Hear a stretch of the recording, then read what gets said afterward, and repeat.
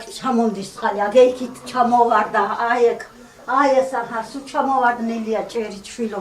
დაახლოებით 50 წელი არის ამ ქალბატონს ასეთ პირობებში უწევს ცხოვრება. წვიმიან ამინდში სახლში ისევ წვიმს როგორც გარეთ. ანალოგიური სიტუაციაა აქ მცხოვრებ ყველა ოჯახში. იგივე პრობლემა მარნეულში რამდენიმე კორპუსის მაცხოვრებლებსაც აწუხებთ. ისეთ მდგომარეობაში არის კრეშა, რომ სულ ყველას მაღლა ლახანკები და ისინი აქ დადებული. სიჟისად ვეღარ ამოდის მაღლა ვიყურებ თუ არაფერი არ დაგვეცეს. ჩვენ უბანში გვაქვს ასეთი პრობლემა. გვაქვს სახურავები გადასახური, საშინელი მდგომარეობა და ყველა ოჯახში ჩამოდის წყალი. დაზიანებული სახურავების გარდა აქ მყოფი ოჯახები კანალიზაციის პრობლემაზეც საუბრობს. მათი თქმით, დასახლების დღიდან კორპუსში აღნიშნული პრობლემა მუდმივად არსებობდა. ბევრი პრობლემები გვაქვს, ერთ-ერთი კი კანალიზაცია. წლებია კანალიზაციის გარეშე ვცხოვრობთ. ადრე წყალიც არ გქონდათ, მაგრამ გაგვიკეთეს.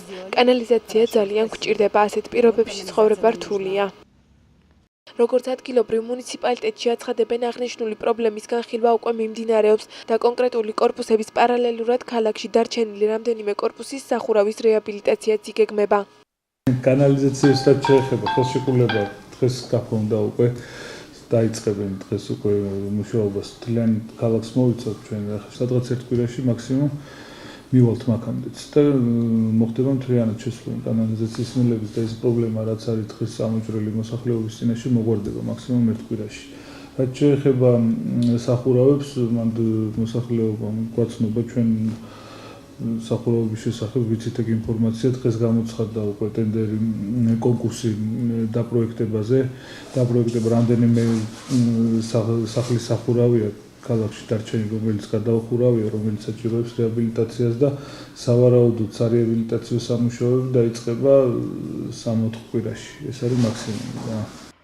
კორპუსებს ასევე ნაგავსაყრელის პრობლემაც აქვთ.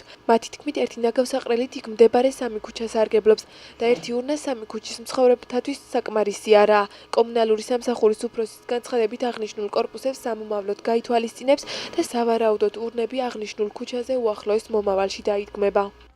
ნაგავსაყრელი არის ძალიან პატარა. არ ყოფნის თითქმის 3 ქუჩა სარგებლობთ ერთი ნაგავსაყრელით მარტო. და ასევე იქით არის ძალიან დიდი სიბინძური, არ არის ხეები არა გვაქვს საერთოდ და ბავშვები ვერსად ვერ ერთობიან ამასთან დაკავშირებით გონდა პრობლემა. ხო და ესე იგი ჩვენ შევხვდით ბატონ ალეკო მეტრეველს, მე პირადად შევხვდი და მან დაგვირდა რომ აუცილებლად მოვაგვარებთ ამ პრობლემას და პირველი შედეგი უკვე გამოჩნდა ის რომ ესე იგი ნაგავსაყრელის მიმდებარე ტერიტორია სრულიად დაასუფთავეს უკვე. ამასთან დაკავშირებით გვაქვს შედეგი და ვიმედოვნებთ რომ მალე სახურავებსაც გადახურავენ. ამ ეტაპზე ურნების ნაკლებობაა და ველოდებით უმახლეს მომავალში და ალბათ. მაგრამ მოსაკრებელი უნდა გადაიხადოს მოსახლეობამ. ეხა კონტროლიერები დაიწყებენ სიარულს და ყველამ აბსოლუტურად ყველა სულზე უნდა გადიხადონ ლარი, რომელიც დადგენილება გამოიტანა საკრებულო.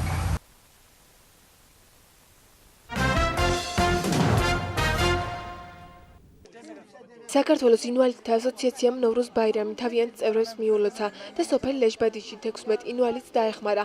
აქედან 2 მათგანს ეტლები, ხოლო დანარჩენს პროდუქტები გადაეცა. აღნიშნული ასოციაცია სულ 400-მდე ინვალიდი წევრისაგან შედგება. ასოციაციის თავმჯდომარის განცხადებით მომავალში ამ წევრების სისტემატიური დახმარება იგეგმება. 33 წელი ვიმუშავე სხვადასხვა სახელმწიფო დაწესებულებაში. 25 წელი პოსტალიონი ვიყავი სხვადასხვა სოფლებში დავდიოდი. ბევრი სიარულის შემდეგ ფეხები ამტკივდა. შემდეგ განგრენა განვითარდა. აუცილებელი გახდა ფეხების მოკვეთა. უკვე რამდენიმე წელია ეტლს ვარ მიჯაჭვული. მინდოდა მისი შეცვლა, მაგრამ საშუალება არ მქონდა. სადღესასწაულოდ ახალი ეტლი მაჩუქეს. მადლობას ვუხდი ასოციაციას. მე მოვლობდა ჰემ ყლახთან ალელდე ჰემ და ბაშტა. ჩემი შვილი ინვალიდია, არ ესმისთან ეპილეფსია სჭირს. აქამდე არანაირი დახმარება არ მიმიღია. ჩემს ინვალიდ შვილს 3 შვილი ჰყავს. მას მუშაობა არ შეუძლია და ჩვენი ძალებით ვზრდით ამ ბავშვებს. დღეს საჩუქარი გადმომცეს ძალიან გამიხარდა. ჩვენ საქართველოს ინვალიდთა ასოციაციას გვყავს 400-მდე წევრი. ისინი სხვადასხვა კატეგორიის ინვალიდები არიან. ვგეგმავთ რომ ეტლებით, პროტეზებით და პროდუქტებით გავახაროთ ეს ხალხი. სოფლებში ვივლით და ვისაც დახმარება დასჭირდება მათ დავეხმარებით.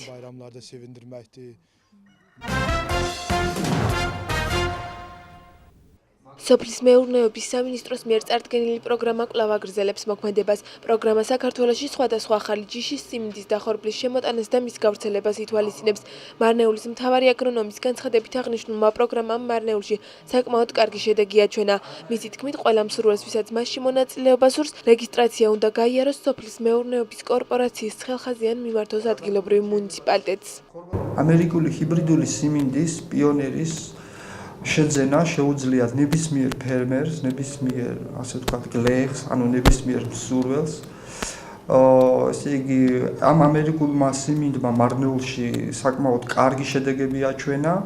ამიტომ საქართველოს სოფლის მეურნეობის სამინისტრომ გადაწყვიტა, რომ დაემატებინა ჰიბრიდული სიმინდის ახალი ჰიბრიდული ჯიშები. ეს ჰიბრიდული ჯიშები ასევე პიონერის წარმოების არის. მხოლოდ ისინი უფრო გვალვაგამძლე და უფრო უხმოსავლიანია. მე გეტყვით, რომ დღეისათვის ნებისმიერ ფერმერს შეუძლია რეგისტრაცია გაიაროს და შეიძინოს შემდეგი ჯიშები, ეს არის PR-38, R-92 ყვითელი სიმინდი, PR-35, P-12 ასევე ყვითელი, PR-35, F-38 და სესილია PR-32 B10, ეს B10 არის თეთრი ჯიშის ჰიბრიდული ჯიშის სიმინდი, რომელიც არის ძირითადად საკვებისათვის განკუთვნილი, ხოლო დანარჩენი ყვითელი სიმინდები, რომელიც ჩამოგითვალეთ სესილიას ჩათვლით, არის ორმაგი დანიშნულებით, როგორც საფურაჟე, ასევე ადამიანის საკვებათაც შეიძლება გამოვიყენოთ. რეგისტრაციას რაც შეეხება, ფერმერს შეუძლია დარეგისტრირდეს სოფლის მეურნეობის კორპორაციის ხელხაზზე, ეს არის 265-105 ტელეფონის ნომერი. ან შეუძლიათ მობრძანდეს მარნეულის მუნიციპალიტეტის გამგეობაში და ჩვენ დავარეგისტრირებთ, ჩვენთან გაიარონ რეგისტრაცია. რაც შეეხება ანგარიშწორებას, შესაძლებელია ამ სიმინდის როგორც ნაღდი ანგარიშწორებით შეძენა, ასევე განვადებითაც.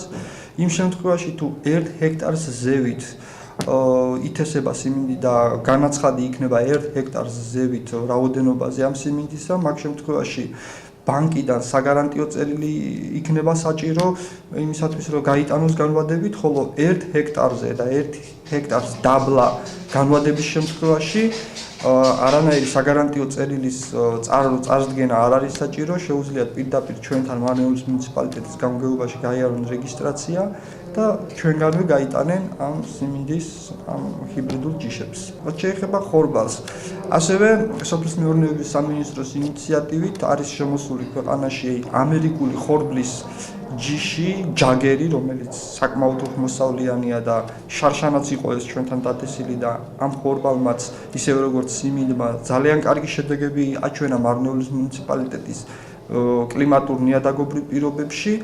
ეს ხორბალი შეუძლიათ გაიტანონ ასევე როგორც ნაღდი ანგარიშწორებით, ასევე განვადებითაც. ეს ამერიკული ხორბალი ჯაგერი არის სხვადასხვა რეპროდუქციის, ანუ პირველი რეპროდუქცია, რომელიც არის უშუალოდ პირველი ჰიბრიდული რეპროდუქცია, ანუ პირველი F პირველი თაობა, ასევე არის მეორე რეპროდუქციაც, ანუ ვინც შარშან დათესა, იქიდან აღებული თესლი, რომელიც არ ჩამოუვარდება პირველ რეპროდუქციას. რეგისტრაციას რაც შეეხება ხორბლის შემთხვევაშიც, ისევე როგორც სიმინდის შემთხვევაშიც შეუძლიათ ჩვენთან რეგისტრაცია გაიარონ, ან დარეგონ სოფლის მეურნეობის კორპორაციის ხელხაზზე 265-105-ზე.